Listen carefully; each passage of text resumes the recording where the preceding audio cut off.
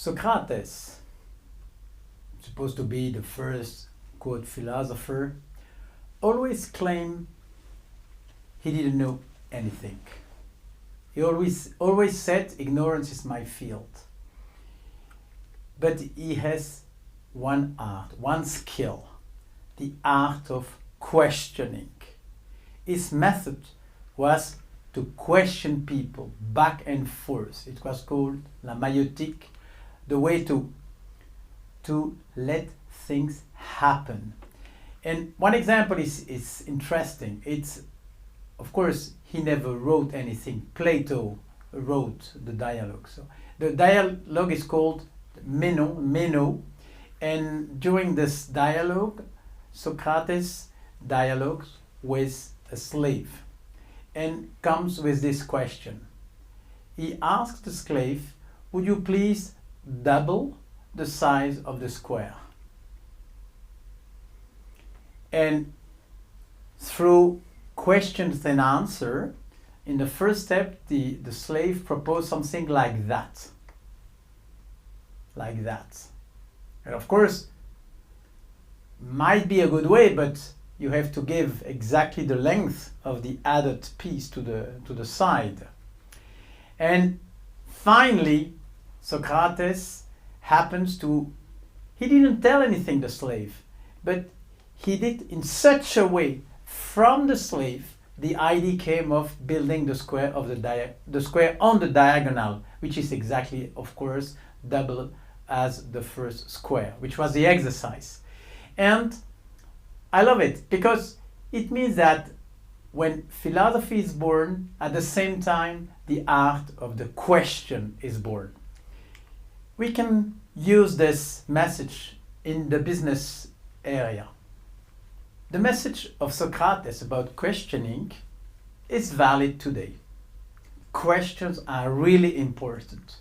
And I remember one day I was probably convincing, and after the workshop, the boss decided to organize meetings with agenda, but each item put on the agenda has to be put in the form of a question, just to increase the efficiency of the meeting. This shows that questioning can be improved in the business cooperation. So this video is about questioning. Should embrace all kinds of questions. Sometimes people come with and others say, this is a stupid question. Stupid questions don't exist. They don't exist. They are disturbing, of course, but I remember a child asking me, what does the wind do when it doesn't blow? It looks like a stupid question. No, it brings us back to the essence. We saw in the former video, the essence. And no question is stupid. If I ask you, which is the birthday of the Earth? It looks like a stupid question. What's the time on the moon? Yeah, what's the time on the moon? It can be any time. So no question is stupid. And the art of questioning is, for example, also the art of starting a discussion.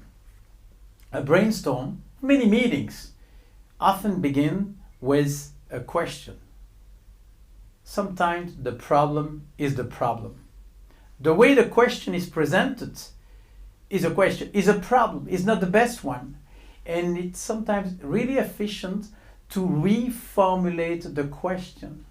Sometimes the philosopher can help in a company more on the question than in the answer.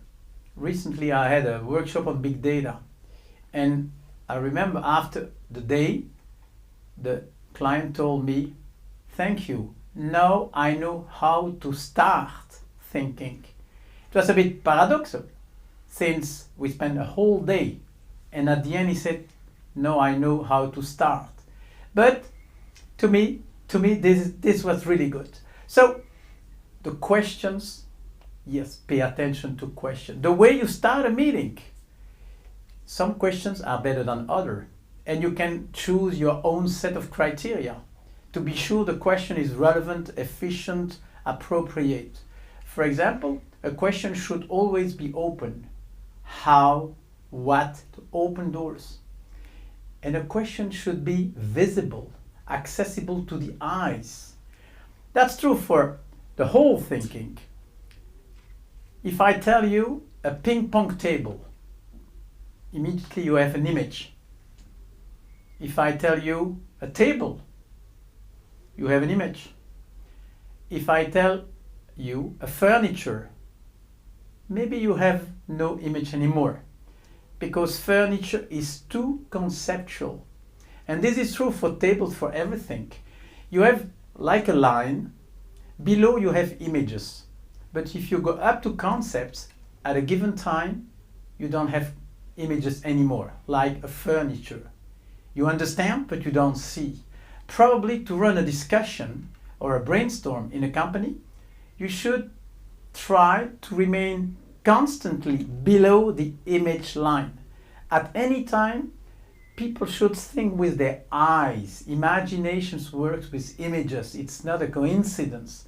So you have many, many things to tell about questioning. A last one is a way to imagine questions, to help people to move things forward. And this is, at least in philosophy, we call that thought experiment. Thought experiment is just a what if. What if? It's done in such a way it helps to move things forward. And we can learn a lot from great philosophers. I'll give you 3 examples. One, it comes from Berkeley. Berkeley, he was convinced that perception really is the key. If you cannot perceive, there is no reality, etc. And his question was, imagine a forest, where a tree is falling down, but there is nobody to hear. The question, does it make noise? Not easy to answer, and it depends on what you call noise. It forces you to think forward, and that's the goal of thought experiment. The second one comes from Descartes. Descartes. You remember this spider, bee, and ant metaphor of Bacon I just saw a couple of videos ago. Descartes was a spider. He was convinced man can produce knowledge out of himself. And he wanted to convince other people he was right. So he has his question. He said this. Imagine some wax, a piece of wax. You put it on fire. What happens? Very easy. Everything is changing. The color, the shape, the smell, probably the touch, probably the size, the temperature. Everything is different. Question, is it the same wax? Of course it is. It was there. But that's how Descartes showed you cannot take all knowledge only out of the experience, which was the belief of the ants, according to Bacon. And the third and the last thought experiment is from another world. It comes from William James. He's the founder of a discipline called pragmatism. And he has a very interesting one. Imagine a tree, and a squirrel clinging on the tree. At the opposite side, you have a man or a woman, and of course he cannot see the squirrel because there is a tree between the squirrel and himself. So he moves around the tree, but no matter how fast he moves around the tree, the squirrel moves as well.